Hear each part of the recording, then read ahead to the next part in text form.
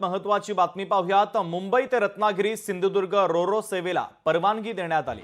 कोकणवासियांसाठी आनंदाची बातमी आहे। मुंबई ते सिंधुदुर्ग केवळ 5 तासामध्ये आता जाता येणारे मुंबई ते सिंधुदुर्ग रोरो बाबत नितेश राणे यांनी या संदर्भात माहिती दिलेली आहे। तर कोकणवासियांसाठी अत्यंत महत्वाची आणि तितकीच आनंदाची बातमी आपण पाहतोय। मुंबई ते रत्नागिरी सिंधुदुर्ग या रोरो सेवेला आता परवानगी देण्यात आली। आमच्या कोकणवासियांच्या दृष्टिकोनातून हे अतिशय महत्त्वाची घटना आमच्या सगळ्यांसाठी आहे। गणेश चतुर्थी सुरुवातीलाच मी ही गोड बातमी देत असल्यामुळे मला विश्वास आहे या गणेश चतुर्थीला कदाचित मध्येच तुम्हाला इथे येण्या जाण्याची संधी भेटेल, पण त्यानंतरचा तुमचा प्रत्येकाचा प्रवास कोकणाकडे जाण्यासाठी तिथे आपण रस्त्याच्या माध्यमातून जातो, फ्लाईटच्या माध्यमातून जातो, रेल्वेच्या माध्यमातून जातो।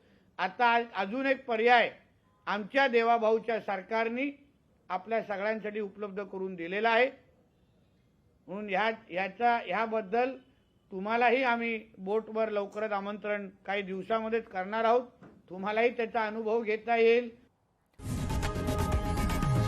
लोकशाही मराठी ऐका, पहा, जागरूक रहा।